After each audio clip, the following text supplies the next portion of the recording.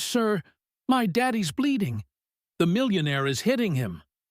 The scream rips through the late afternoon calm like a siren cutting through silence. Golden hour light stretches across the military training grounds. Soldiers in camouflage uniforms pivot toward the sound, hands instinctively moving to their sides. A small black boy in a red sleeveless shirt stumbles across the paved pathway, his chest heaving with panic. Dust coats his bare feet, his face streaked with tears that catch the dying sunlight. At the entrance gate, Sergeant Jesse Robinson, a muscular man in his mid-30s with a full dark beard and piercing gray eyes, moves forward on instinct. Behind him, the rumble of idling vehicles fades into stillness. The child collapses at his combat boots, small fingers gripping the fabric of his tactical pants. Jesse drops to one knee immediately, his voice steady but urgent. "What happened, son?" Charles's arm shoots out, trembling as he points toward the construction zone visible beyond the chain-link fence. "He's hitting him! The man with the shiny car! He's hitting my papa!" The soldiers behind Jesse exchange glances, muscles tensing. Jesse's jaw hardens. Without hesitation, he lifts the boy into his arms and signals sharply to his unit. Within seconds, diesel engines roar to life, tires spitting gravel, as a convoy of military jeeps tears toward the half-finished towers, glinting orange against the darkening sky. But before that frantic race began, the day had unfolded like any other for David Smith, a quiet, calloused-handed construction laborer who'd built his life one honest shift at a time. Never imagining the man who signed his paychecks would decide that principles were worth beating out of him. Before we get started, hit that subscribe button, give this video a like, and tell us in the comments where you're tuning in from. Your support keeps us creating more exciting stories. And trust me, you won't want to miss what's coming next. Now, let's get into the story. The Langford construction site woke before the sun did. By 5:30 a.m., the first trucks rumbled through the gates, headlights cutting through the pre-dawn gray. By 6, the air already tasted of concrete dust and diesel fumes. David Smith was always among the first to arrive, had been for the past 8 months since he'd taken this job. He'd park his beaten Toyota at the far end of the lot, check that Charles was still sleeping in the back seat, and slip out quietly to punch his time card before the foreman started barking names. This morning was no different. David moved through the half-built structures like a man who understood that every beam, every bolt, every weld held someone's life in its integrity. He wore the same faded jeans and steel-toed boots he'd owned for 3 years, the same denim work shirt with his name stitched above the pocket in crooked letters. His hands were scarred from years of labor, calluses on calluses, a map of honest work. Around him, the site came alive in stages. First, the groan of machinery starting up, forklifts, cement mixers, the distant whine of power tools. Then the voices, crew leaders shouting assignments, workers calling out measurements, the rhythmic clang of hammers on steel. By 7, the site was a symphony of controlled chaos. 50 men moving in practiced patterns, building something bigger than themselves for someone who'd never know their names. David worked the north wing, the tallest section where luxury penthouses were planned for people who made more in a month than he'd see in 5 years. The scaffolding here climbed 4 stories high, a skeleton of metal pipes and wooden planks that swayed slightly in the wind. "Smith, need you on level 3. Miguel Reyes, the crew chief, waved him up. David grabbed his tool belt and started climbing. The metal was already hot from the morning sun, the kind of heat that could blister palms. At the 3rd level, Miguel was standing near a support beam that looked wrong. "This wasn't like this yesterday," Miguel muttered, running his hand along a connection point. The bolts were loose, not finger loose, but loose enough that pressure would make them shift. Someone didn't torque these right. David knelt, examining the joint. His stomach tightened. If this beam failed, the whole section could pancake. We need to red tag this. No one works here until it's fixed. Miguel glanced around nervously. Boss man's coming today. He sees red tags. He sees delays. Boss man doesn't fall 40 feet. Miguel exhaled slowly, then nodded. You're right. I'll call it in. But before he could reach for his radio, a shout came from below. Panicked, sharp. Both men moved to the edge and looked down. On level 2, a younger worker, couldn't have been more than 19, was leaning too far over an unguarded edge, reaching for a dropped wrench. His weight shifted. The plank beneath him groaned. David didn't think. He grabbed the nearest safety rope and swung down one level, boots hitting the plank just as it started to crack. Hey, step back, now! The kid froze, eyes wide. David moved fast, grabbed the kid's belt, and yanked him backward just as the plank snapped with a sound like a gunshot. It tumbled down through the levels, splintering on impact with the ground below. Workers scattered. Dust mushroomed up. For 3 seconds, nobody breathed. Then the kid was sitting on solid planking, shaking, and David was crouched beside him, hand on his shoulder. You good? Yeah, I'm good. Jesus, thank you. Don't thank me. Just clip your harness next time. David stood, heart still racing, and extended a hand. The kid took it. Miguel appeared at the ladder, face pale. Everyone all right? We're fine, David said. But we're shutting this section down. That plank should have held. Something's wrong with the materials.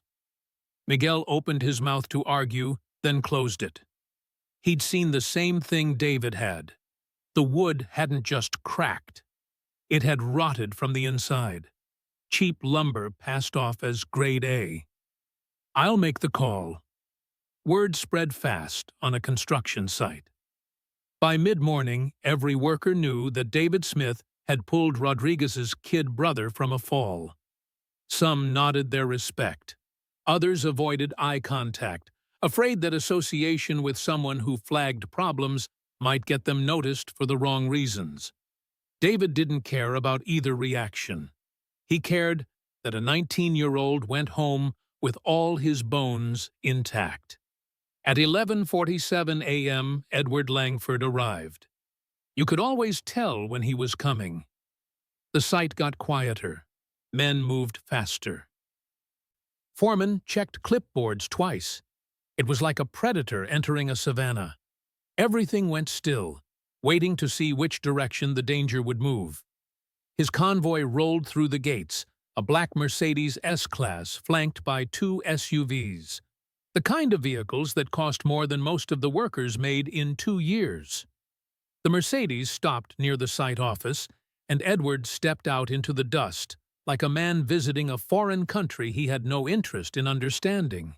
He wore a tailored charcoal suit despite the heat, a gold Rolex catching sunlight, Italian leather shoes so polished they looked wet. His hair was silver at the temples, his jaw sharp, his eyes the color of money. 2 assistants flanked him, a man in glasses carrying a tablet, a woman in heels too high for gravel clicking notes into her phone. Behind them, his security, ex-cops, probably, with the build and the stare. Edward didn't greet anyone. He surveyed the site the way a king surveys a battlefield after the fighting's done, assessing losses, calculating costs. Miguel approached, hard hat in hand. Mr. Langford, sir, good to see you. We're making good progress on the south wing, and the electrical rough-in is ahead of schedule.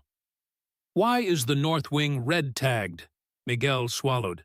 Safety concerns, sir. Some structural issues we're addressing. Issues. Edward turned the word over like it tasted bad. I'm paying you to build, not to find issues. Sir, with respect, we found loose bolts and substandard materials. If we don't address it now, then address it faster. Edward started walking toward the north wing, his entourage scrambling to keep up. His shoes, those beautiful, expensive shoes, stepped over coils of wire, puddles of dried concrete, the scattered tools of men who couldn't afford to replace them if they broke. David was up on level 2 when he heard the commotion below. He looked down and saw Edward standing at the base of the scaffolding, pointing up at the red caution tape. Who made this call? Edward's voice carried. Miguel hesitated. It was a team decision, sir. I didn't ask for a committee report. I asked for a name. David's jaw tightened. He descended the ladder, boots ringing on metal rungs. When he reached the ground, he stood at a respectful distance. I made the call, Mr. Langford. Edward turned slowly. He looked David up and down, took in the dusty jeans, the sweat-stained shirt, the calloused hands. His expression didn't change, but something behind his eyes sharpened. And you are? David Smith, sir. I work the north wing. You work where I tell you to work. Edward stepped closer. And right now, you're costing me time. This building opens in 6 weeks. Every day of delay is money out of my pocket.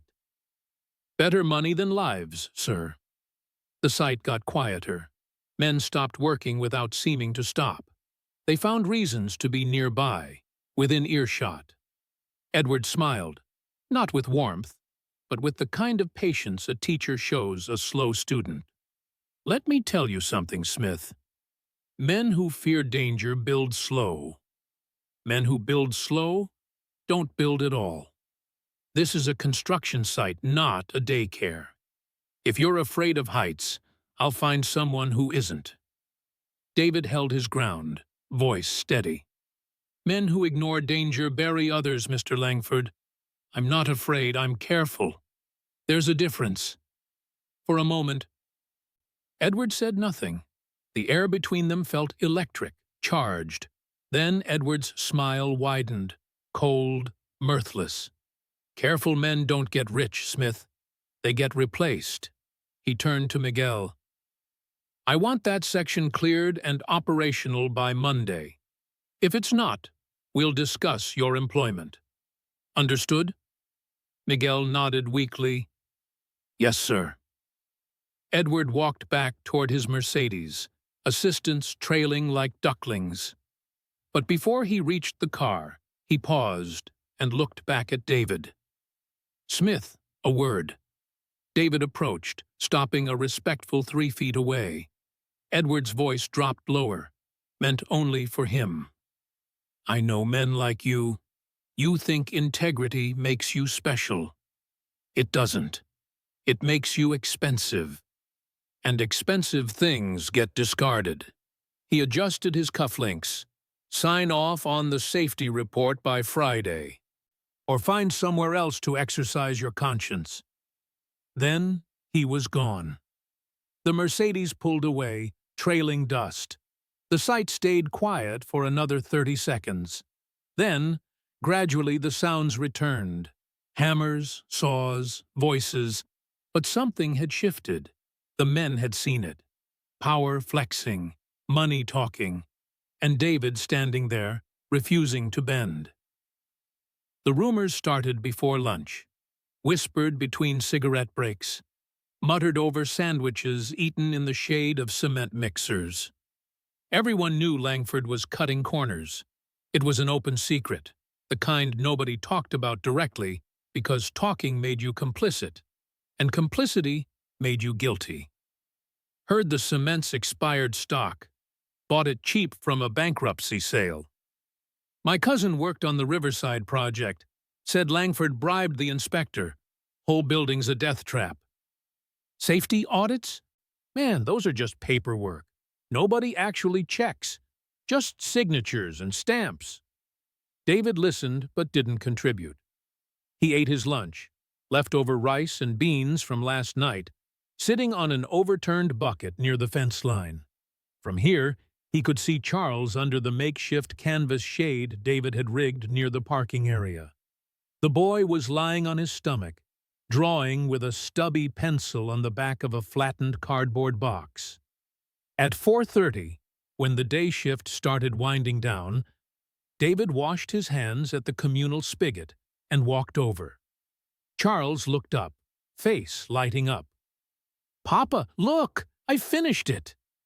David crouched down, knees popping. The drawing was crude but earnest. A house with a triangle roof, square windows, a sun in the corner with rays like spokes. Two stick figures stood in front, one big, one small. "That's beautiful, buddy." "That's us," Charles pointed. "That's our house. When we get rich, we'll have a big house like that, with a yard. And maybe a dog?" David's chest tightened. He reached out and ruffled Charles's hair gently. "One day, son. One day. You promise?" "I promise I'll work for it." Charles smiled, gap-toothed, innocent, trusting. He went back to adding details, drawing flowers along the base of the house. David stood, stretching his back. The sun was lower now, painting the skeletal towers orange and gold. Beautiful, in a way. Even half-finished, even flawed. There was something noble about building, creating shelter, making something permanent. Touching. The voice came from behind. David turned. Edward Langford stood 10 feet away, hands in his pockets. He must have come back. Must have parked somewhere David hadn't noticed. He was looking at Charles's drawing with an expression that could have been amusement or contempt, hard to tell. "Mr. Langford." Edward stepped closer, eyes still on the cardboard. "Dreams are for men who can afford sleep, Smith." He glanced up. "You should teach your boy about reality. That house? Those flowers? That doesn't come from sweating in the sun. It comes from understanding how the world actually works." David's jaw clenched. He's 5. Old enough to learn. Edward smiled faintly. "I'll see you Monday, Smith, with that signature." He walked away toward a second vehicle David hadn't seen. A Porsche SUV, probably driven by one of his assistants. The engine purred to life. Then he was gone again. Charles looked up. "Who was that, Papa?" David knelt back down, putting himself between his son and the fading taillights. "Nobody important, buddy. Just a man who forgot what matters." "Oh."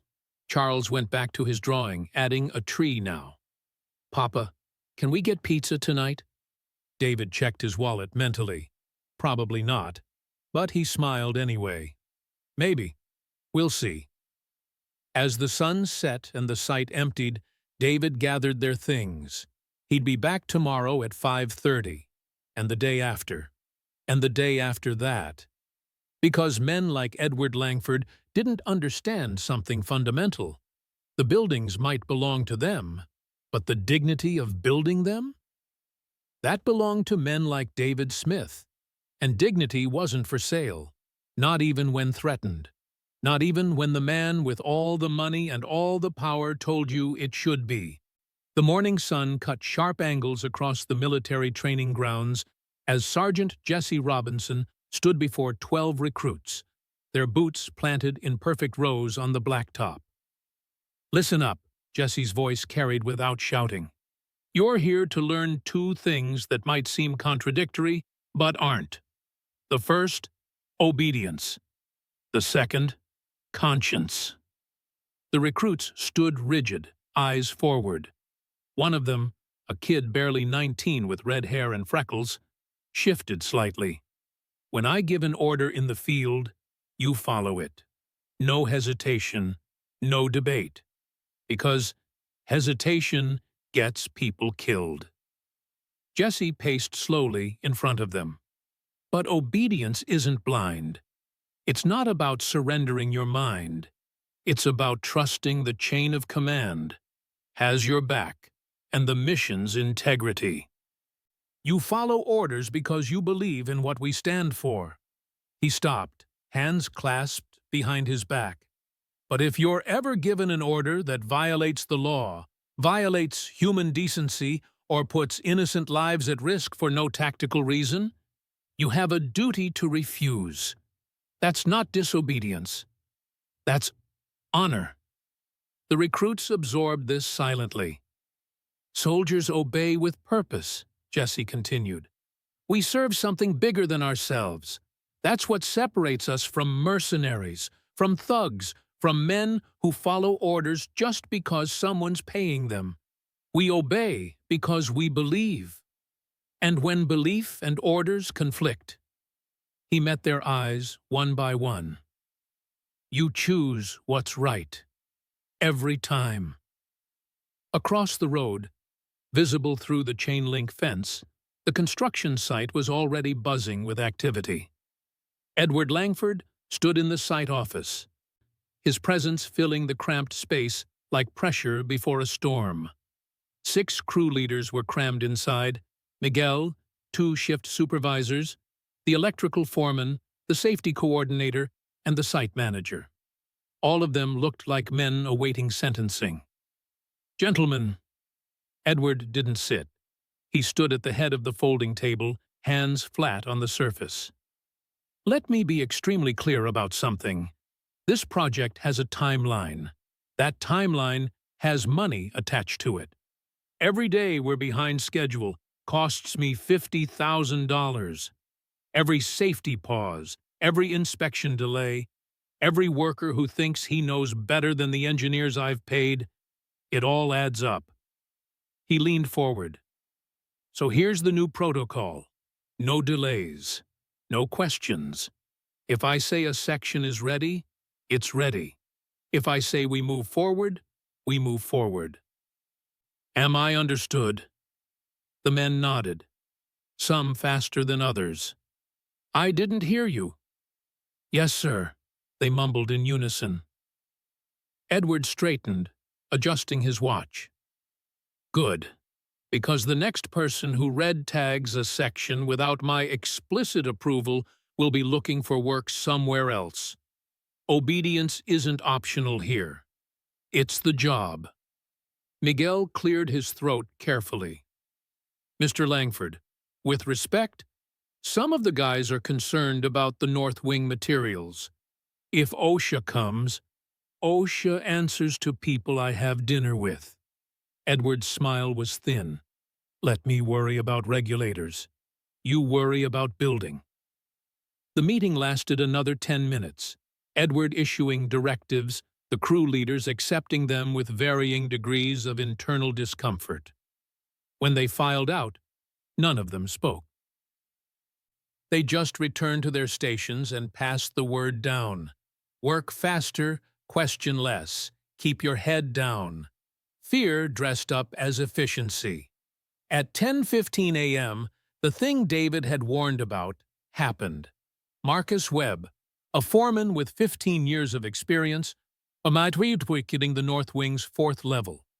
The scaffolding there had been partially cleared despite David's objections. Edward wanted the framing to start by noon. Marcus stepped onto a plank that should have held 500 pounds easily. It didn't. The wood gave way with a crack like a rifle shot. Marcus dropped 4 feet before his safety harness caught, slamming him into the scaffold frame. The impact knocked the wind from his lungs and dislocated his shoulder. He hung there, swaying, gasping, until 3 men climbed up to haul him down. The site went silent. Every worker stopped, turned, watched. By the time they got Marcus to ground level, he was pale and shaking, cradling his arm. Someone called for an ambulance. Someone else ran to get ice. David was there in seconds, kneeling beside the injured man. "Don't move it," David said quietly. "Ambulance is coming." Marcus nodded, teeth gritted.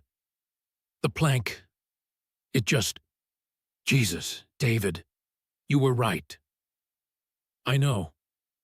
20 minutes later, after the ambulance had taken Marcus away, Edward's Porsche pulled into the lot. He emerged already irritated, already looking for someone to blame. The site manager met him halfway, explaining in nervous bursts what had happened. Edward's expression darkened with each sentence. When the manager finished, Edward turned and scanned the workers until his eyes landed on David. "Smith, my office. Now." David followed him into the cramped trailer that served as the site office. Edward closed the door. For a moment, neither spoke. Then Edward pulled a clipboard from the desk and slapped it down. "Incident report. I need your signature." David picked it up, read it. His stomach turned. The report blamed worker error, claimed Marcus had ignored safety protocols, had stepped onto an unapproved section, had failed to properly inspect before proceeding. All lies. "I can't sign this." Edward's voice dropped dangerously low. "Excuse me? This isn't what happened. Marcus followed every protocol. The plank failed because the materials are substandard. I told Miguel 2 days ago. I don't care what you told Miguel." Edward stepped closer. "I care about liability. This report protects the company. Your signature says you witnessed worker negligence, but I didn't." "Then lie." The word hung in the air like smoke. David set the clipboard down carefully. "Mr. Langford, I can't put my name on something that's not true. If this goes to insurance, if Marcus files a claim, Marcus will be fine. He'll get workers' comp, he'll heal, and he'll come back or he won't. But this company doesn't get sued because you decided to play hero." Edward's face was inches from David's now. "Sign the report." "No." For 3 seconds, Edward just stared. Then he smiled, cold, reptilian. "You're done here. Pack your tools. I'm not signing it, even if you fire me." "Then you're fired and signing nothing. Which means when the lawyers come, you have no credibility. No paper trail, just your word against mine." Edward opened the door. "Get out." David walked out into the harsh midday sun, legs steady despite the adrenaline flooding his system.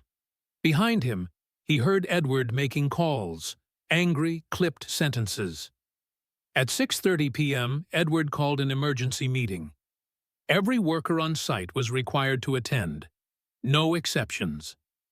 They gathered in the largest open area, near the cement mixers, as the sun began its descent.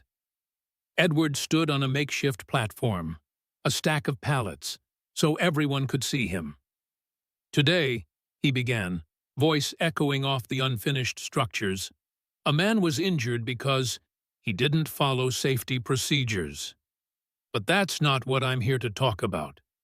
I'm here to talk about disobedience." He let the words settle. Disobedience spreads like rust. One man questions an order. Suddenly, 10 men are questioning. 10 men question, and suddenly, nothing gets built. This isn't a democracy. This is a construction site. You follow instructions, or you leave. His eyes found David in the crowd. David Smith refused to sign a routine report today. Because of his refusal, this company is now exposed to legal risk. Because of his pride, we're all endangered. David felt 50 pairs of eyes turned toward him. Smith thinks he knows better than engineers, better than inspectors, better than me. He thinks his moral superiority matters more than your paychecks. Edward's voice rose. "Let me be clear. It doesn't. Men like Smith are dangerous. They make you think rules don't matter. They make you think You can just decide what's safe and what's not, based on feelings. Behind the fence at the parking area, Charles gripped the chain link with small hands, watching. He didn't understand the words, but he understood the tone. He understood his father standing alone while a man yelled at him. Across the road, on the military base, Jesse's team was loading equipment into trucks. One of them paused, hearing raised voices. "What's that about?" Jesse listened for a moment. "Construction site. Probably a safety meeting. They do those sometimes." The soldier shrugged and kept loading. Back at the site, Edward descended from the platform and walked directly to David. The workers parted. Edward stopped inches away, face flushed with controlled rage. "You want to be a hero, Smith? Heroes die broke." David said nothing, just met his eyes steadily. Edward's hand moved fast, a sharp slap across David's face that cracked through the evening air like a whip. David's head snapped to the side. For a moment, everything stopped. The workers froze. The wind seemed to hold its breath. Even the machinery in the distance went quiet. David straightened slowly, touching his jaw. A red mark bloomed on his cheek, but he didn't swing back, didn't raise his voice, just looked at Edward with something that might have been pity. "That all you got?" Edward's face twisted. He raised his hand again, and across the fence, Charles started running. Edward's second slap never came. Instead, his hand closed into a fist. The punch caught David in the ribs, a sharp, brutal jab that folded him forward. Air exploded from his lungs. Before he could recover, Edward grabbed him by the collar and shoved him backward. David stumbled, boots catching on uneven ground, and crashed into a stack of metal pipes. They clattered and rang like bells.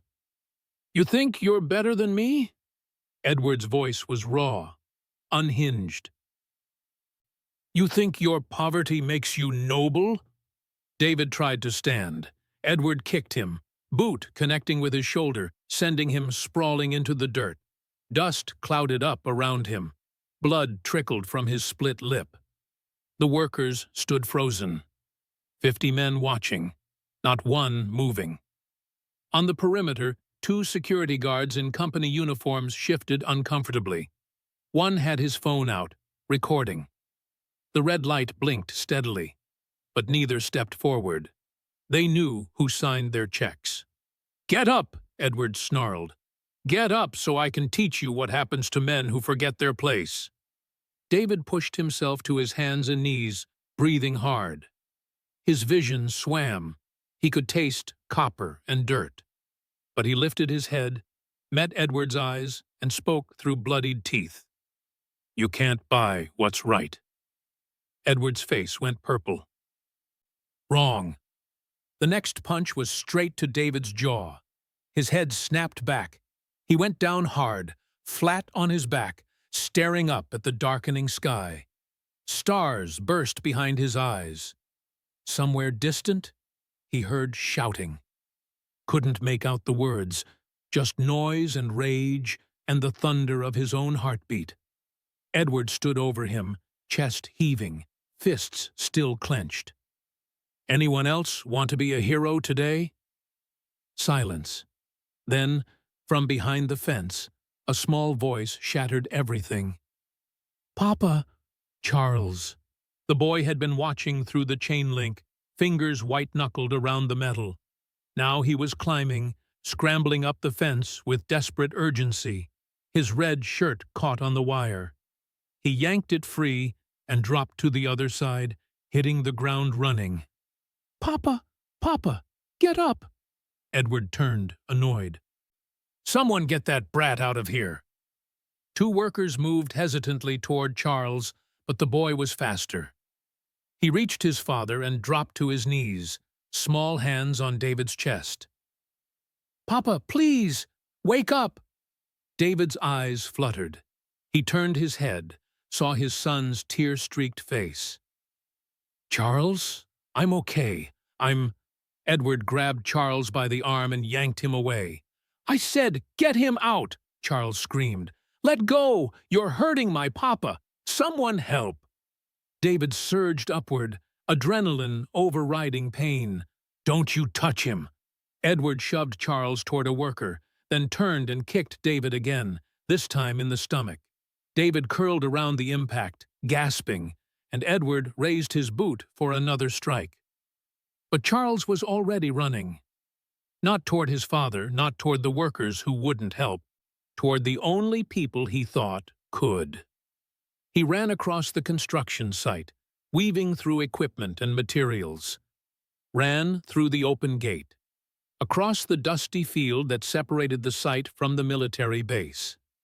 His bare feet pounded the earth. His chest heaved. Tears blurred his vision, but he didn't stop. Couldn't stop. Across the road, across the grass, toward the chain-link fence and the green uniforms beyond it. "Help! Please, somebody help!" At the base gate, Sergeant Jesse Robinson was reviewing tomorrow's training schedule with Corporal Davis when the scream reached them. Jesse's head snapped up. "You hear that?" Davis turned.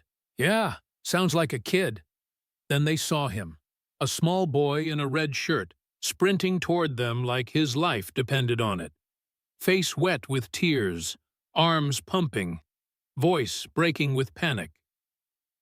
Jesse moved instinctively, stepping through the gate just as Charles reached the fence. The boy tried to climb, but his hands were shaking too badly. He pressed his face against the chain link, words tumbling out between sobs. "Please, sir, my papa's bleeding. The millionaire is hitting my papa." Jesse was already moving. He rounded the gate and dropped to one knee as Charles collapsed into him, clutching at his tactical vest. "Slow down, son. Tell me what happened." "He's hitting him!" Charles's whole body trembled. "The man with the shiny car. He won't stop. He's hurting my papa, and nobody's helping, and there's blood and—" Jesse's jaw tightened. He looked past the boy toward the construction site across the road. He could see the crowd gathered, could see the lights from security vehicles. Something was very wrong. Behind him, Davis and 3 other soldiers had emerged from the gate. "Sarge!" Jesse scooped Charles into his arms and stood, turning to his team. His voice was steel. "Mount up, now!" "Sir, we don't have authorization." "I don't care." Jesse was already moving toward the motor pool. "A civilian is being assaulted. We're responding." The soldiers didn't hesitate. Within 30 seconds, engines roared to life. 2 jeeps, heavy and military-grade, kicked up gravel as they swung toward the exit.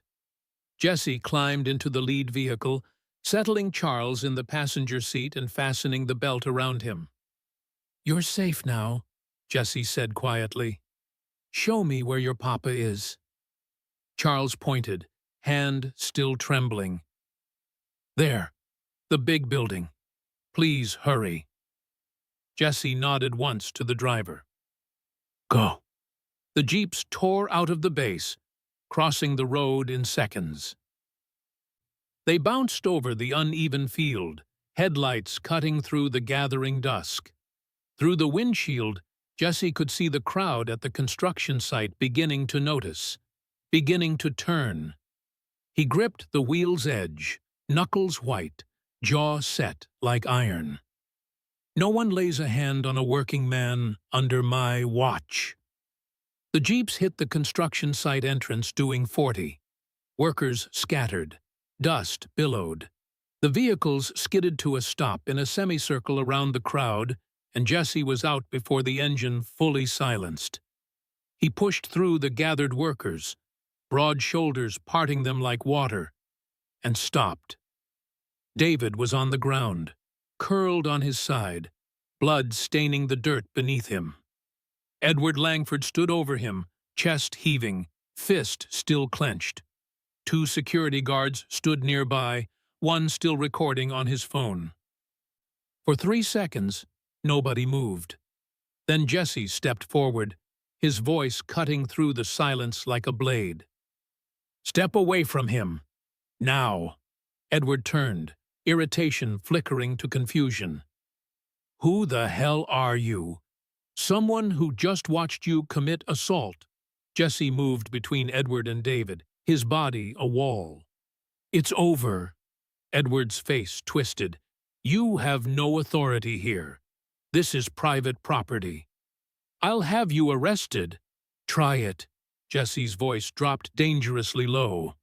"But first, you're going to step back. And you're going to keep your hand where I can see them." Behind him, the other soldiers had formed a perimeter. Davis was already on the radio, calling for medical and police. Edward looked around, at the soldiers, at the workers watching, at his security guards who suddenly seemed very interested in the ground.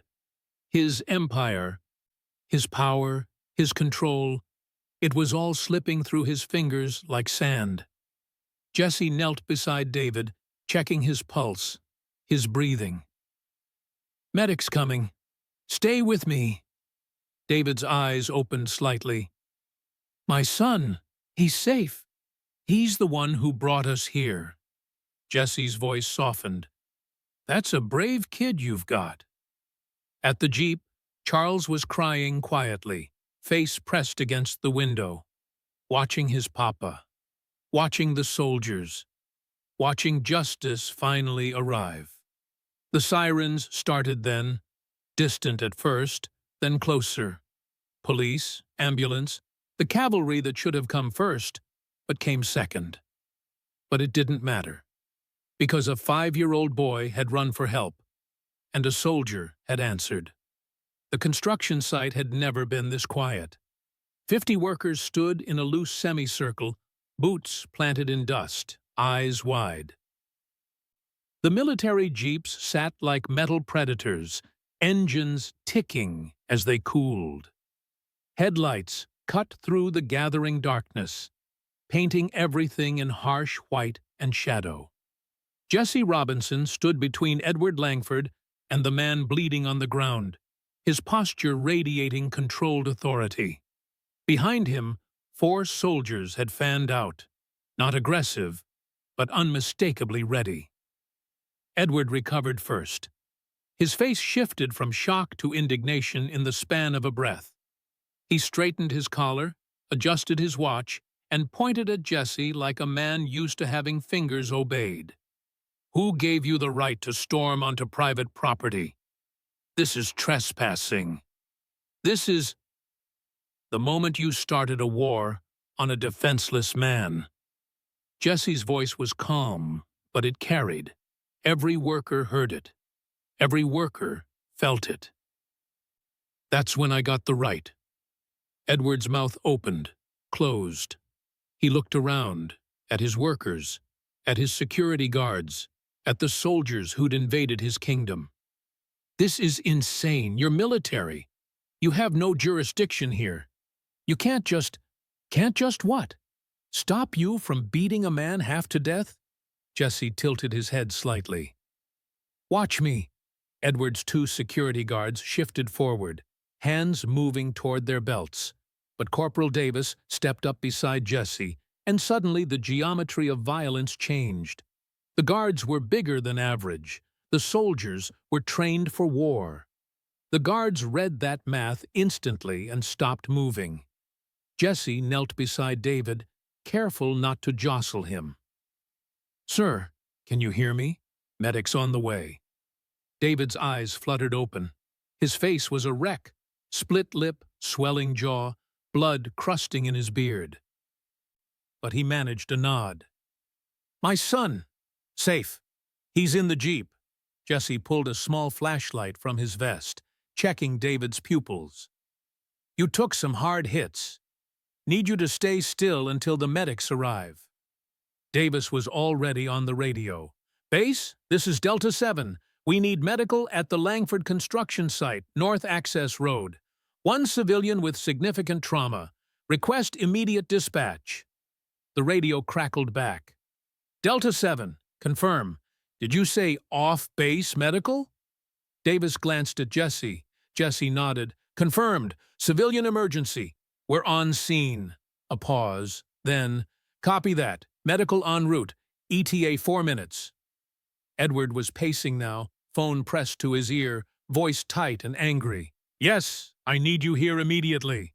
Military personnel have invaded my property and assaulted my authority. What? No. I'm not. Listen to me. Jesse stood, turning to face Edward. You might want to save that call for a criminal defense attorney. Edward lowered the phone slightly. Excuse me? You assaulted this man in front of witnesses, on camera. Jesse gestured to the security guard still holding his phone. Multiple cameras, actually, including mine. For the first time, Edward seemed to notice the small device clipped to Jesse's vest. A standard-issue body cam, its red light blinking steadily. Edward's expression flickered. You had no right to record. I had every right. This is a public safety response. Jesse's voice remained level, but something steel-hard underlay it. And even if it wasn't, your own security recorded it. So did half a dozen workers with phones. The truth's already out there, Mr. Langford. Question is what you do next. A murmur rippled through the watching workers. A few of them had their phones out now, cameras pointed. The moment was being documented from a dozen angles. Edward's face went red. He attacked me first. This man became violent when I tried to discipline him for falsifying reports. I was defending myself. Is that what happened? Jesse turned to the crowd. Anyone see this man attack Mr. Langford? Silence. Jesse looked back at Edward. Funny. No witnesses to your version. They're protecting him. They're scared of you. Jesse stepped closer, voice dropping to something quiet and dangerous. But fear only works when you're the only one with power. Right now, you're just a man who beat another man because he could. And that ends here. Edward's hands clenched. You self-righteous, do you have any idea who I am? What I can do? One phone call and your career is over. One call to your commanding officer. Make it. Jesse didn't blink. Tell him Sergeant Jesse Robinson intervened in a violent assault. Tell him I chose to protect a civilian over protecting your reputation. See how that goes. For a moment, Edward looked like he might explode. Then his lawyer must have said something on the phone because his expression shifted. He lifted it back to his ear. Yes, I'm here. They're claiming... No, I understand. Just get here. He lowered the phone, and when he looked at Jesse again, something had changed. The rage was still there, but it was colder now. Calculated. My attorney will be here in 20 minutes. I suggest you leave before this becomes a legal nightmare for you and your unit. We're not going anywhere. Then you're making a mistake. Edward's smile was thin. I have very good lawyers, Sergeant. They'll tie you up in depositions and hearings for years. They'll question every action you took tonight. They'll paint you as a rogue soldier who overstepped his authority. And when they're done, he gestured at the construction site. This will still be mine. These men will still work for me. And you'll be answering for your choices. Jesse held his gaze. I can live with that. Behind them, footsteps approached. Miguel, the crew chief, stopped a few feet away. Sergeant, I saw what happened. If you need a witness... Miguel, don't. Edward's voice cracked like a whip. You speak to them. You're done here. Miguel swallowed hard. His eyes darted between Edward and Jesse. Fear warred with conscience on his face. Your choice, Jesse said quietly. But whatever you decide, decide it for the right reasons. Miguel looked at David, still on the ground, still bleeding. He looked at Edward. Then he stepped forward, standing beside Jesse. I saw it all. He beat Mr. Smith. No provocation, just rage. Another worker stepped forward, then another. Within 30 seconds, 8 men had moved from the crowd to stand with Miguel. Not all of them, not even half, but enough. Edward stared at them, betrayal and fury twisting his features. You're all fired, every one of you. Maybe, Miguel said, but at least we can sleep tonight. The sound of sirens cut through the air, distant but growing closer. Red and blue lights flickered on the horizon. Edward pulled out his phone again, dialing with sharp, angry jabs. Richard, it's me. I need damage control, now. The police are coming. There are soldiers here. Workers are turning. Yes, I know how it sounds. Just fix it. Jesse turned back to David. The man's breathing was steadier now, his eyes more focused. Medics will be here soon. Cops, too. They'll need your statement. Will Charles be okay? I promise you, that boy's safe. Jesse glanced toward the jeep, where Charles's small face was pressed against the window. He saved your life, you know. Ran straight to us without hesitating. David managed something that might have been a smile. That's my boy. The base medical truck arrived first, a heavy ambulance with military markings. 2 medics jumped out, kits in hand, and immediately began working on David.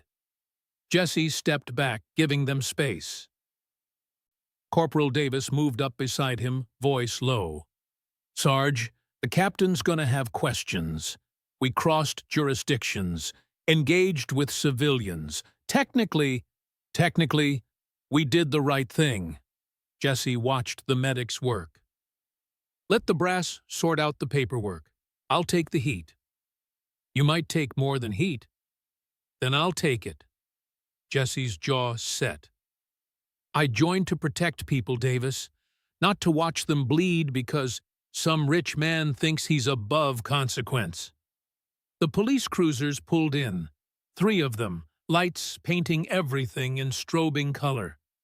Officers emerged, hands on belts, assessing the scene.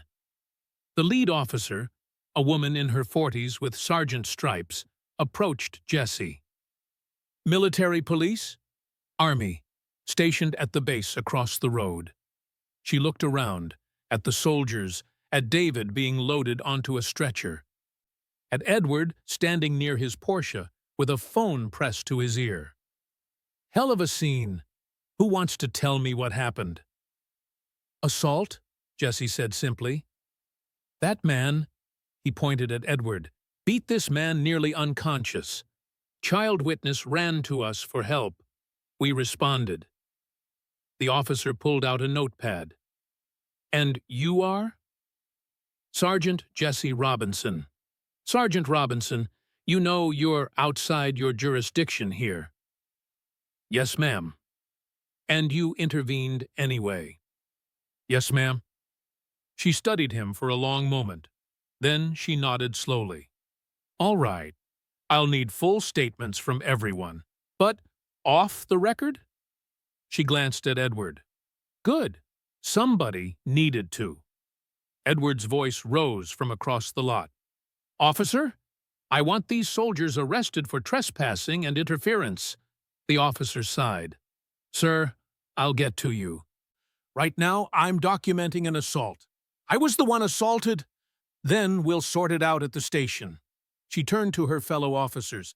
Get statements from everyone, all the workers, both security guards and military personnel. As the police began their work, Jesse walked back to the jeep. He opened the door, and Charles looked up, eyes red from crying. Is Papa okay? He's hurt, but he's going to be fine. Doctors are taking care of him. Jesse unbuckled the boy and lifted him out. You did good, son. Real good. Charles buried his face in Jesse's shoulder, small body shaking. Jesse held him, one hand gentle on his back, and looked across the construction site. Edward was arguing with police. Workers were giving statements. The sirens kept coming. More police, maybe press. The truth was spreading like light breaking through clouds, and for the first time in a long time, Jesse felt like the uniform he wore actually meant something. The news vans arrived like vultures sensing carrion. First one, then 3, then 7, local stations, regional networks, even a national crew that must have been monitoring police scanners. They set up in the construction site parking lot, satellite dishes rising like metal flowers, camera lights turning night into artificial day. Edward Langford saw them coming and transformed. The rage melted from his face. His posture shifted. Shoulders back, chin up, expression shifting to something between concern and righteous indignation. He adjusted his tie, ran a hand through his silver hair, and walked toward the cameras like a man approaching a pulpit. A reporter thrust a microphone forward. "Mr. Langford, can you tell us what happened here tonight?" Edward's voice was measured, pained. "It's a tragedy, really. David Smith has worked for me for 8 months. Good man, or so I thought. But tonight, when I asked him to address some safety concerns, he became violent." The reporter leaned in. "Violent how?" "He attacked me. Physically." Edward touched his collar where it was slightly askew, the only evidence of any struggle. "I tried to restrain him, to calm him down, but he was out of control. I'm just grateful no one else was seriously hurt." Another reporter jumped in. "But witnesses say you assaulted Mr. Smith. Witnesses who work for him? Who are his friends?" Edward shook his head sadly. "Look, I understand loyalty, but the facts are clear. This was an unstable employee who couldn't handle criticism. My security team has footage. The truth will come out." "What about the military involvement?" Edward's expression hardened slightly. "That's another concerning element. Soldiers with no jurisdiction, no authority, storming private property based on the word of a confused child. It's troubling. It raises questions about military overreach." Behind the cameras, Jesse stood beside the ambulance where medics were finishing their work on David. Charles sat on the bumper, holding his father's hand, and Jesse's presence was a wall between them and the chaos. A young reporter spotted him and approached, cameraman in tow. Sergeant Robinson, can you comment on your involvement tonight?" Jesse didn't turn. "No, just a few questions. Why did you intervene?" "Because someone needed help." "But you had no legal authority, didn't need authority, needed conscience." Jesse glanced at her briefly. "That's all I'm saying." "Mr. Langford claims this was military overreach." Jesse's jaw tightened. He looked directly into the camera then, just for a moment. "There's no rank above doing what's right." Then he turned away, ending the conversation. The reporter stood there, microphone still extended, but her cameraman was nodding slowly. He'd gotten what he needed. That one line, it would be the soundbite that played on every channel. The ambulance doors closed. David was stable enough for transport. Charles climbed in beside his father, and Jesse squeezed the boy's shoulder.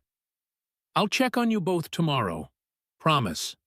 Charles nodded, eyes wide and solemn.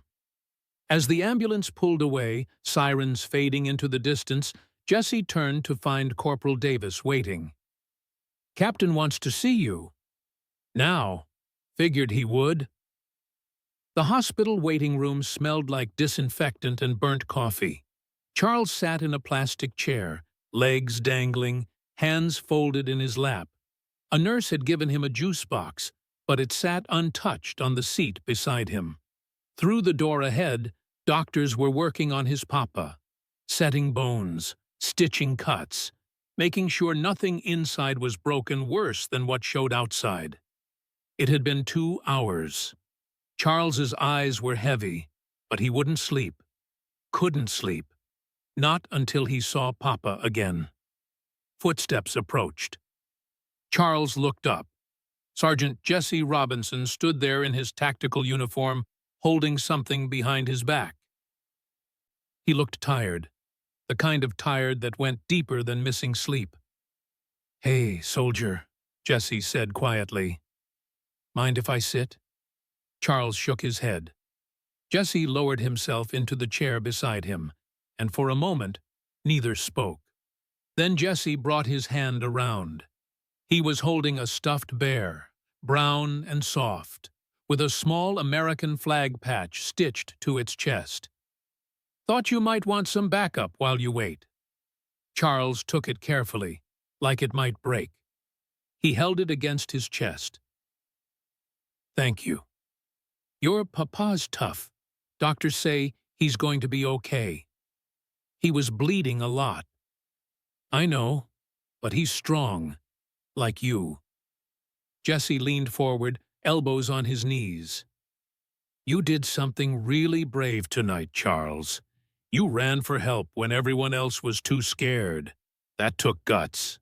Charles looked at the bear, fingers tracing the flag patch. "I didn't know what else to do." "You did exactly right." Jesse's voice was soft.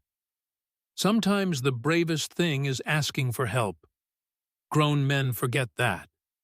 But you remembered." A doctor emerged from the double doors, pulling off latex gloves. "Family of David Smith?" Charles jumped up. "That's my papa." The doctor smiled. "He's going to be fine. Broken rib, lots of bruising, 16 stitches, but nothing permanent. He's asking for you." Charles ran through the doors before anyone could stop him. Jesse stood to follow, but the doctor held up a hand. "Family only right now. Sorry." Jesse nodded. "Tell him I'll be back tomorrow." He walked out into the parking lot, into the cool night air, and pulled out his phone. 12 missed calls, half from the base, half from numbers he didn't recognize, probably media. He called the base first. "Sergeant Robinson," Captain Morrison's voice was ice. "My office, 0600 hours. "Yes, sir." "I don't suppose you have a good explanation for tonight's circus." Jesse looked back at the hospital entrance. "I have the only explanation that matters, sir." "We'll see about that." The line went dead. Captain Morrison's office was sparse, military efficient. American flag in the corner. Photos of past commanders on the wall. A desk that had seen 30 years of service. Jesse stood at attention. Morrison sat behind the desk, reading a report, making him wait. Standard power play. Finally, Morrison looked up. "Sergeant Robinson, do you understand why you're here?" "Yes, sir." "Do you understand that you engaged in unapproved civilian interference? That you took military vehicles and personnel off base without authorization? That you inserted yourself into a jurisdictional nightmare?" "Yes, sir." "And do you have anything to say in your defense?" Jesse met his eyes steadily. "Sir, we're soldiers. We protect the helpless, not reputations." Morrison leaned back in his chair. "That's a nice line. Very heroic. But this isn't a movie, Sergeant. This is the United States Army. We have rules, chains of command, protocols. You violated all of them." "I did, sir." "And you'd do it again?" "Yes, sir. I would." Morrison studied him for a long moment. Then he sighed, pulling off his glasses and rubbing his eyes. "Christ, do you know what kind of paperwork this generates? The JAG office is already breathing down my neck. The press is camped outside the gate, and Langford's lawyers are threatening to sue the entire Department of Defense. Let them sue, sir. That man beat a civilian nearly to death. I wasn't going to stand by and watch. You weren't ordered to intervene. I was ordered by something higher than rank, sir. Morrison's expression shifted. Not quite approval, but something close to respect. You're going to be a problem, Robinson. You know that? Yes, sir. Good. Morrison stood. Because the Army needs problems like you. Get out of my office. And next time you decide to be a hero, give me a heads up first. Jesse blinked. Sir? Dismissed, Sergeant. That night, at 11:47 p.m., someone leaked the files. Internal Langford development documents. Safety reports marked approved despite red flags. Payment records showing bribes to city inspectors. Email chains discussing how to minimize liability. Photos of substandard materials being used on multiple sites. They hit the internet like a bomb, uploaded to anonymous servers, shared across social media, picked up by investigative journalists who'd been circling Langford for years. By midnight, the story wasn't just local. It was national. Construction magnate allegedly assaulted worker who refused to falsify safety reports. Soldier intervenes in brutal beating. Viral moment sparks. Debate on military authority. Child's cry for help exposes empire built on corruption. Jesse saw the news on his phone, lying in his bunk. He scrolled through articles, videos, op-eds. Everywhere, the same image. Him kneeling beside David, while Edward raged in the background. And that one line, playing on loop. There's no rank above doing what's right. He turned off his phone and stared at the ceiling. Somewhere across town, Edward Langford was probably making phone calls, mobilizing lawyers, trying to control the narrative. But the truth was already spreading. And truth, Jesse had learned, didn't need permission to roar. The courthouse steps were a circus. Camera crews lined both sides, reporters jostling for position. Protesters holding signs, some reading, "Justice for David," others, "Workers' rights, now." It had been 3 weeks since the assault, and the case had become something bigger than one man's injuries. It had become a symbol. Edward Langford arrived in a black town car, flanked by 4 attorneys in $1,000 suits. He wore navy blue. His consultants had probably told him it projected trustworthiness. His expression was calm, almost bored, as he ascended the steps. A man above the fray. At the microphones, his lead attorney, Richard Hastings, silver-haired and sharp, addressed the cameras. "My client is innocent. This is a case of an unstable employee who attacked his employer and is now attempting to profit from false accusations. We will prove Mr. Smith's allegations are fabricated, motivated by greed and resentment. Justice will prevail." Inside, David sat at the prosecution table with his public defender, a young woman named Sarah Chen, who looked exhausted but determined. David's face had healed mostly, though a scar remained along his jawline. He wore the only suit he owned, borrowed from Miguel. His hands rested on the table, steady despite everything.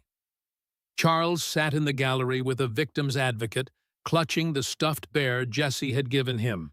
He didn't understand all the legal words, but he understood that the man who hurt Papa was trying to lie his way out of it. The trial began with opening statements. Hastings painted David as a disgruntled employee with a history of insubordination.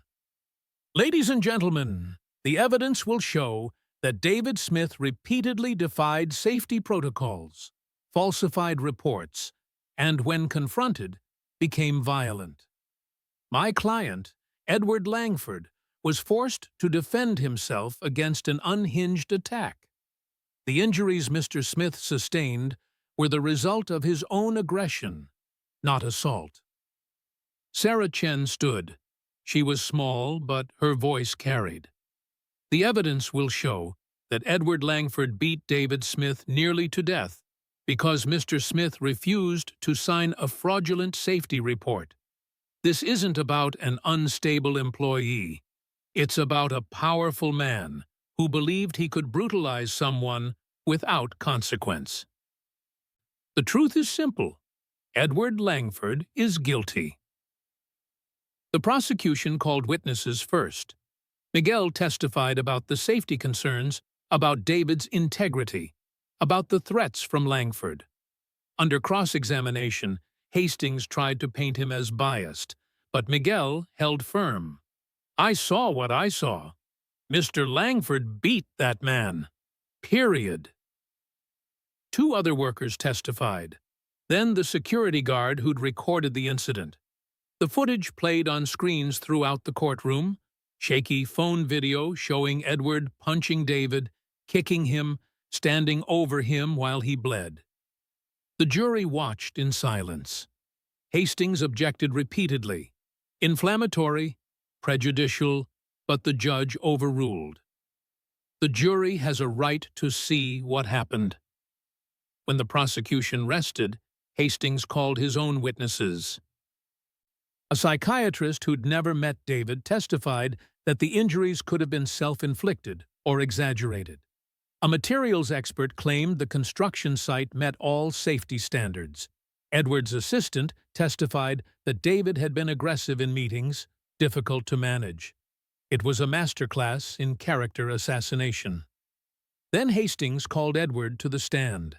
Edward took the oath smoothly, settling into the witness chair like it was a throne. He spoke with practiced sincerity about fearing for his life, about David's erratic behavior, about only defending himself when attacked. "I never wanted anyone to get hurt," Edward said, voice heavy with regret. "But when a man twice my size comes at you with fists raised, you do what you must to survive." David, sitting at the prosecution table, closed his eyes. Then Sarah Chen stood. "Mr. Langford, you testified that Mr. Smith is twice your size. Can you both stand, please?" They stood. Edward was 6'1", broad-shouldered, clearly fit. David was 5'10", lean from manual labor, but hardly imposing. The visual undermined Edward's testimony immediately. "For the record," Chen said, "Mr. Smith is 3 inches shorter and 30 pounds lighter than you.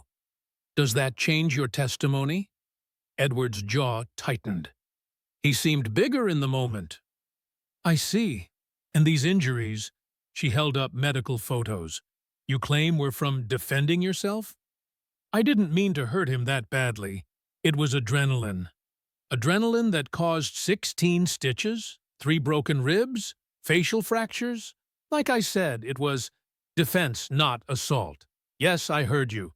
Chen turned to the judge. The prosecution recalls Sergeant Jesse Robinson. Jesse had been served a subpoena 2 weeks earlier. Military counsel had advised him to decline.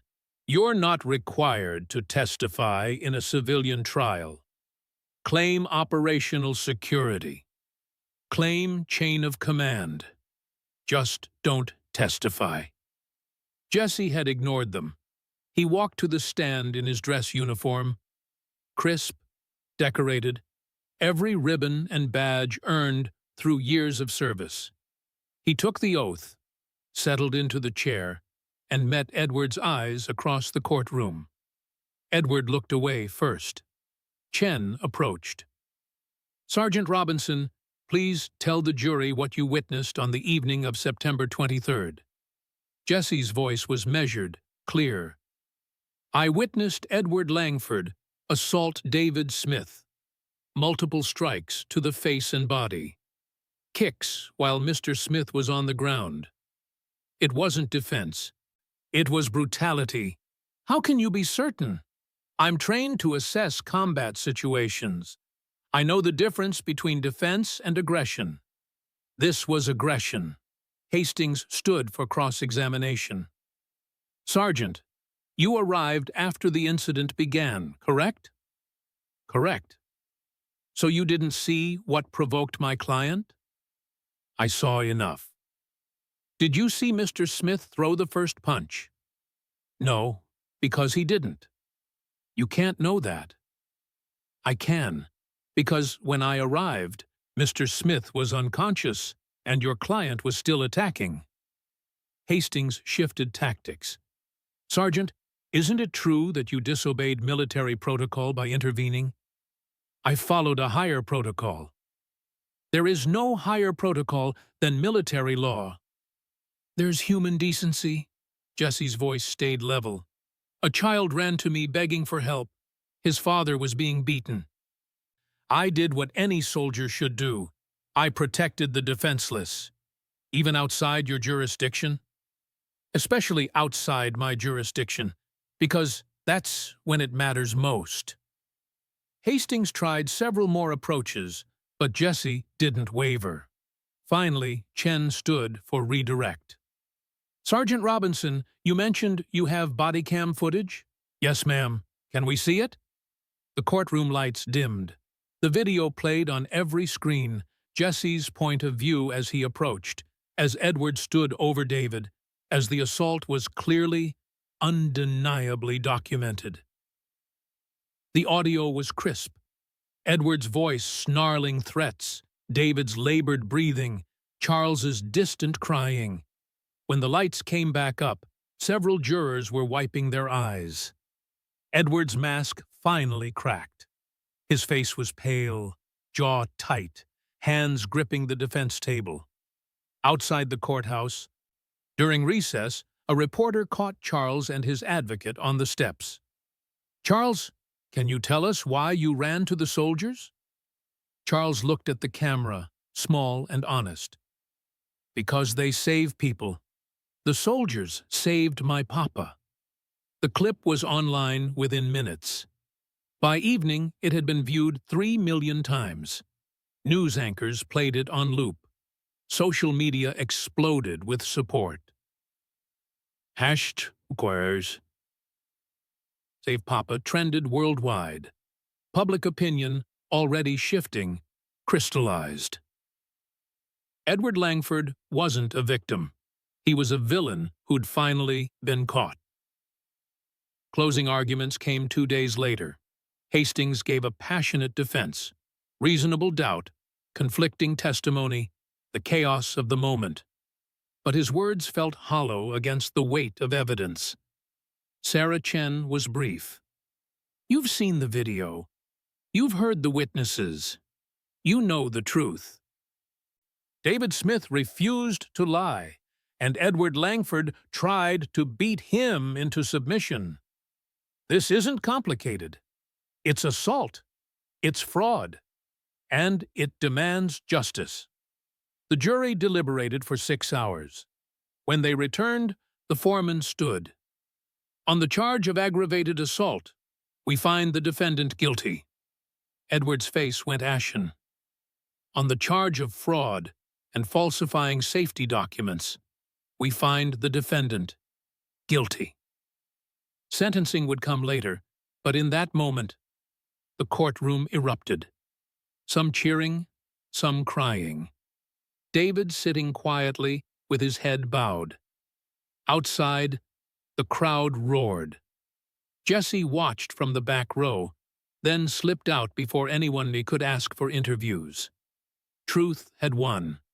Not in the way people wanted, loud and cinematic, but in the quiet, inevitable way truth always wins. One testimony at a time, one piece of evidence at a time, until the lie couldn't stand anymore. The sentencing came 3 weeks later on a gray Thursday morning. Edward Langford stood before the judge, no longer the commanding presence in tailored suits, but a diminished man in county-issued clothing. The judge read the sentence with clinical precision. 5 years for aggravated assault, 3 for fraud, to be served consecutively. 8 years total. Edward's face remained blank, but his hands trembled.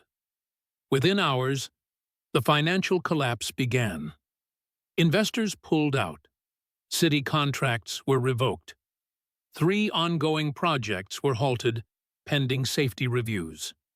Langford Development Corporation, built over 20 years, worth an estimated $340 million, began to crumble like a building constructed on faulty foundation. By the end of the month, it was in receivership. At the construction site, workers gathered during lunch break when the news broke. Someone had brought a radio. When the sentencing was announced, there was no wild celebration.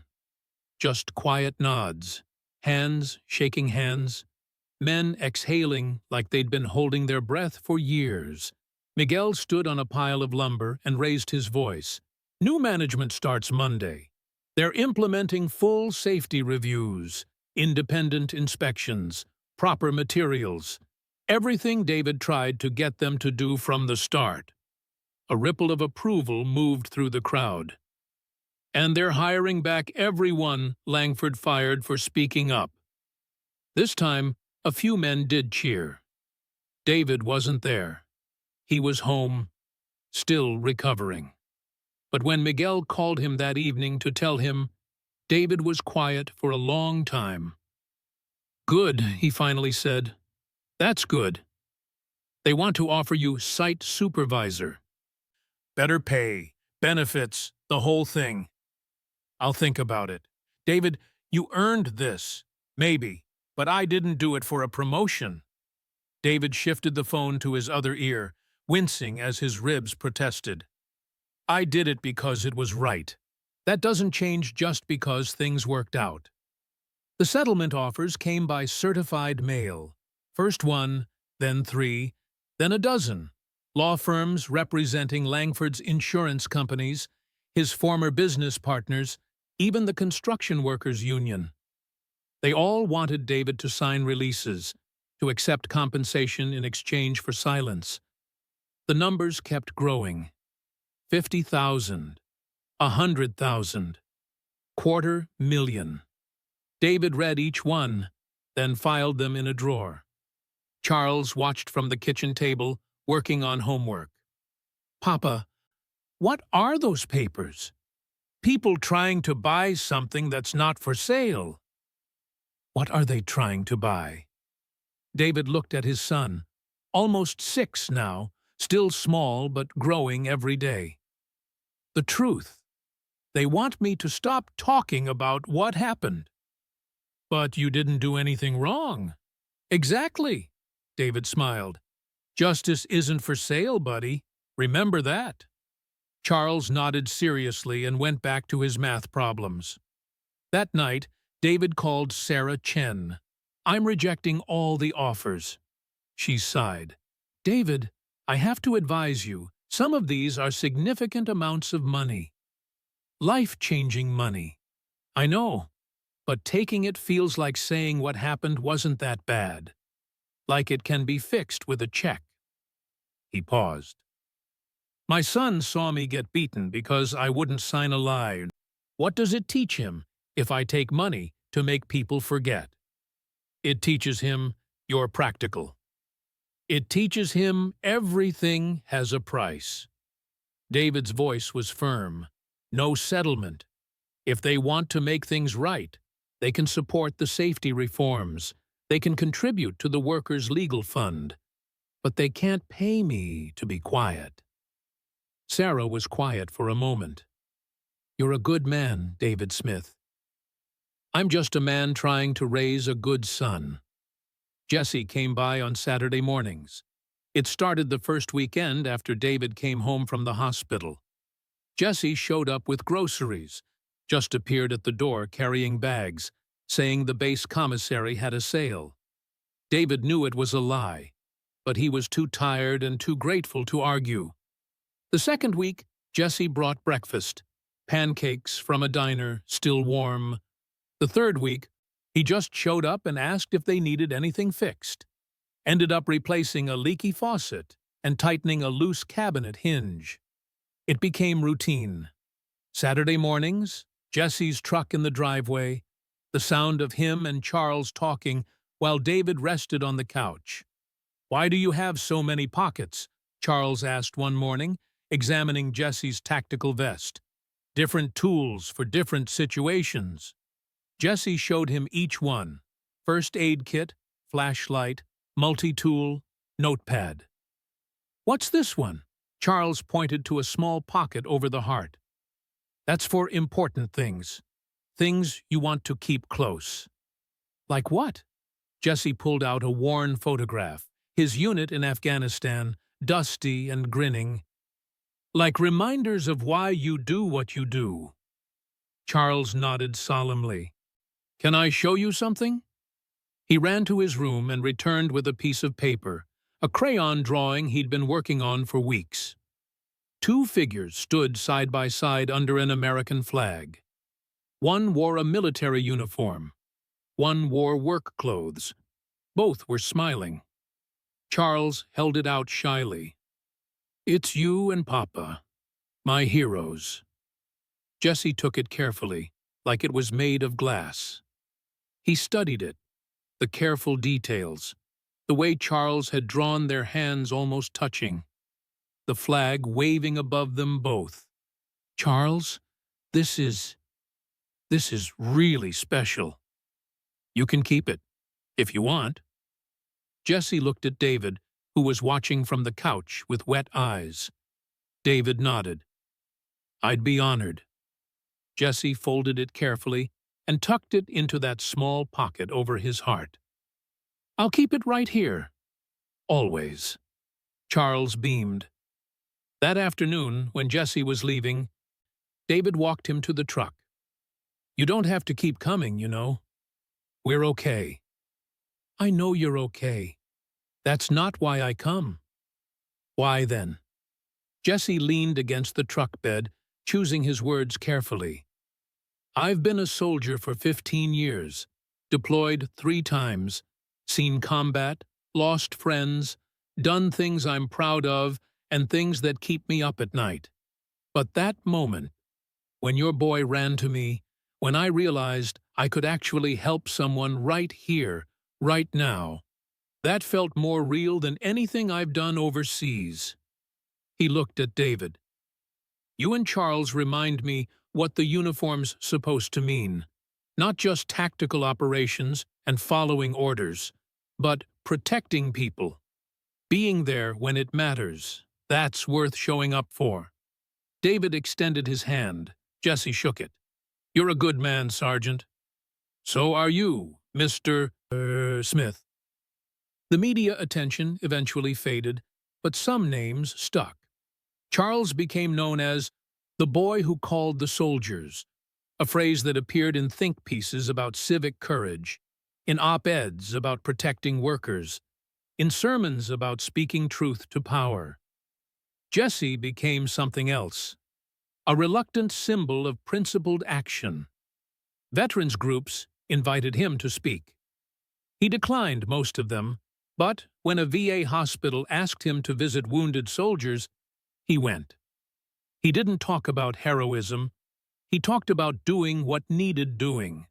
One veteran, a 23-year-old who'd lost both legs in Kandahar, asked, "Do you regret it? Breaking protocol?" Jesse shook his head. "I regret that it was necessary, but I don't regret doing it. Even with all the attention, the investigation, especially because of that." Jesse met his eyes. "The attention means people are thinking about what's right versus what's easy. That's worth some discomfort." The veteran nodded slowly. "Thank you, Sergeant, for remembering what the uniform means." 3 months after the trial, on a crisp autumn Saturday, Jesse arrived at the Smiths' apartment to find Charles waiting on the steps. "Papa says you should come to the site. He has something to show you." They drove to the construction site, now operating under new management, new protocols, new respect. David met them at the gate, walking easier now, his ribs finally healed. He led them to the north wing, to the base of what was now a completed luxury tower. At the entrance, a bronze plaque had been mounted. This building stands on the foundation of integrity in honor of those who refuse to compromise safety for speed, truth for convenience, or dignity for profit. Below it, in smaller letters, built with honor, by men who stood when it was hard. David stood beside Jesse, both men quiet. "They wanted to put our names on it," David said. "I told them no. This isn't about us. It's about what we stood for." Jesse nodded. "That's right." Charles squeezed between them, looking up at the plaque. "What's it say?" David knelt down. "It says some things are worth fighting for, even when you're scared, even when you're small." "Like when I ran to get help?" "Exactly like that." Charles smiled, then took both their hands, one calloused from labor, one scarred from service. Three people who'd found each other in a moment of crisis and become something more. Not quite family, but close. Spring came to the construction site like a promise kept. The scaffolding that had once stood as skeletal warnings now supported completed floors. The north wing, where Marcus had fallen, where David had refused to lie, where everything had changed, gleamed with glass and steel. Workers moved with purpose but without fear, their movements confident because the ground beneath them was solid. David Smith walked the site each morning with a clipboard and a different kind of authority now.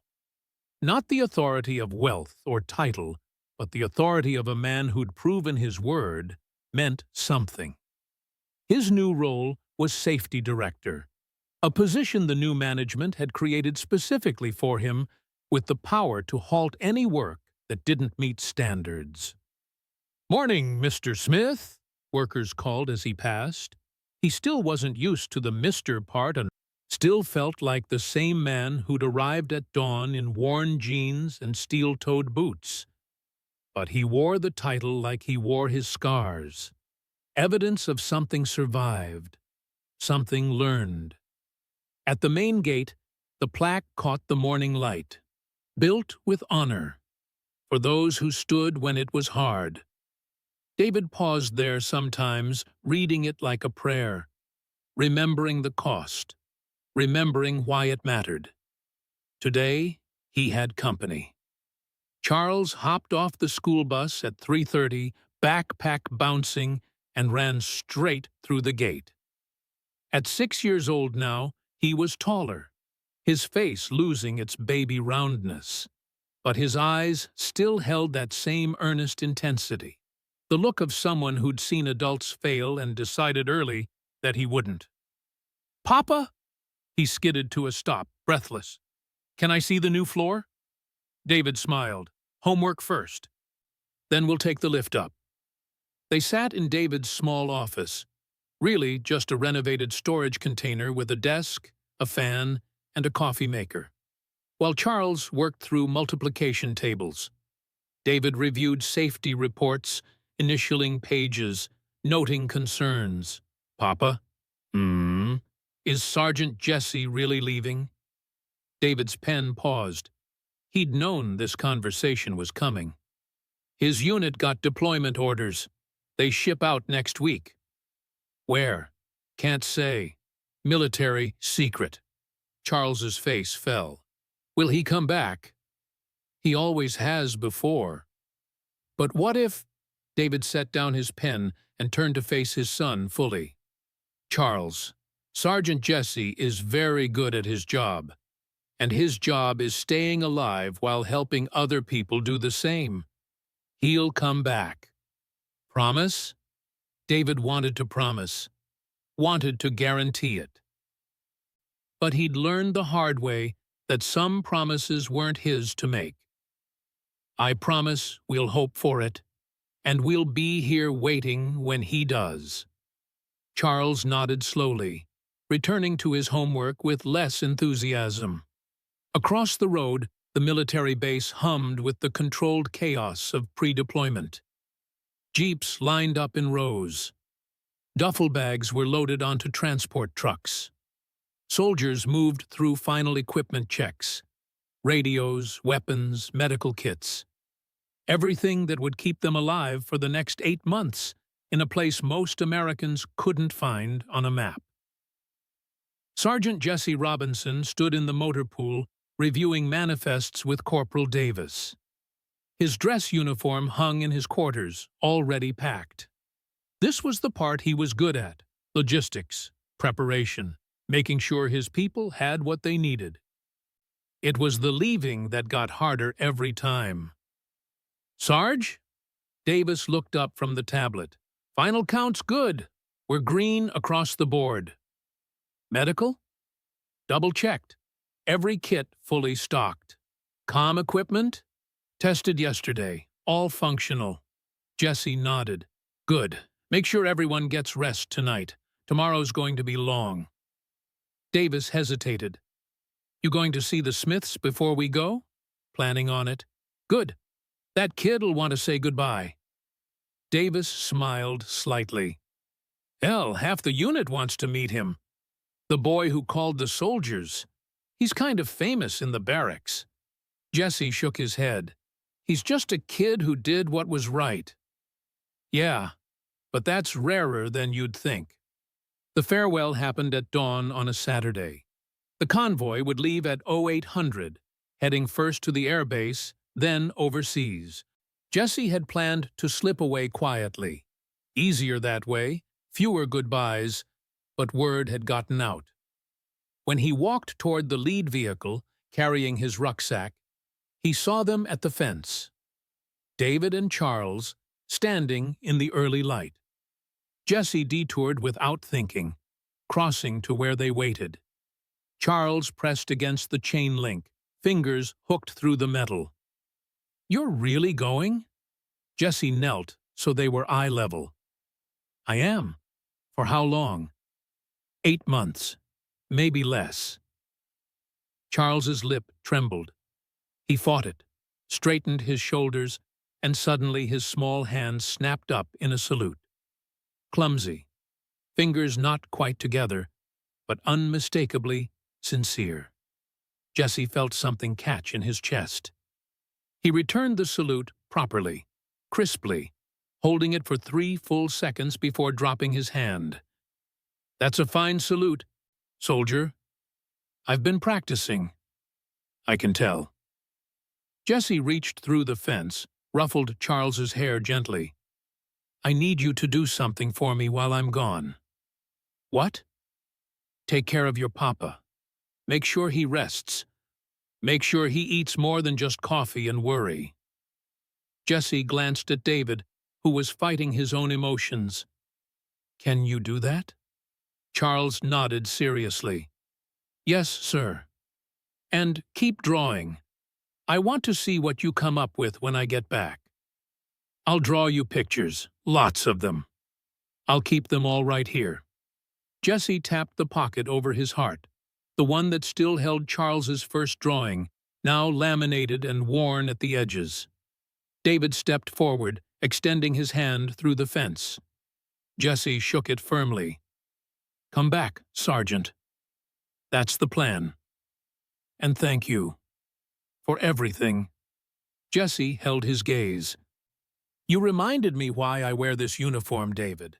I should be thanking you. We can call it even. Deal." Behind them, an officer called out, "Robinson, 2 minutes." Jesse stood, shouldered his pack. He looked at them both. The man who'd stood for principle despite the cost. The boy who'd run for help when grown men stood frozen. "Stay good," Jesse said simply. Then he turned and jogged back to the convoy. The engine started like thunder, a rolling roar of diesel and purpose. Soldiers climbed into vehicles, secured gear, settled in for the long journey ahead. Jesse took his seat in the lead jeep, looking straight ahead, as they began to roll. But at the gate, he glanced back. Charles and David still stood at the fence. Charles was waving, big sweeping arcs of his arm. David's hand was on his son's shoulder, steady and sure. Jesse raised his hand in a final wave. The convoy turned onto the main road, the same stretch of asphalt where, months ago, a terrified child had run barefoot toward soldiers he believed could save his father. The same road where everything had changed. Wind lifted dust in small spirals, catching the morning light and turning it gold. The base shrank in the rearview mirror. The construction site, completed now, standing proud, gleamed in the distance. In the passenger seat, Davis spoke quietly. "Hell of a thing, what happened there." Jesse nodded, one hand unconsciously touching the pocket over his heart. "Hell of a thing. Think it made a difference, in the long run?" Jesse watched the landscape roll past, the familiar becoming memory, the present becoming past. "Yeah, I think it did." "How do you figure?" "Because people saw it. Not just what happened, but what it meant. That you don't need rank or money or power to stand up. You just need to believe that right matters more than easy." Jesse paused. "That kid taught me that. 5 years old, and he taught me something I'd forgotten." Davis was quiet for a moment. "What's that?" "That courage doesn't roar. Sometimes it's just a small voice at the end of the day saying, 'I need help,' or 'This is wrong,' or 'I won't sign that lie.'" Jesse smiled faintly. "And sometimes, if you're lucky, someone hears it and answers." The convoy drove on, carrying soldiers toward distant battles, distant homes, distant purposes. But in one soldier's pocket, pressed close to his heart, a crayon drawing remained, 2 figures under a flag, simple and true, a reminder that heroism comes in all sizes. And that sometimes the bravest thing you can do is run for help, refuse to lie, or simply stand when everyone else sits down. The road stretched ahead. Behind them, the sun climbed higher, painting the world in shades of gold and possibility. And in that light, everything looked like hope. In a world where power often shouts, it was a small boy's cry that commanded an army. In a system built on compromise, it was one man's refusal that rebuilt integrity. And in the space between duty and decency, it was a soldier's choice that reminded us all. There is no rank above doing what's right. This is their story. But more than that, it's a reminder. Truth can roar even through the smallest voice. Justice, when demanded, cannot be denied. And courage, when called upon, answers. Always.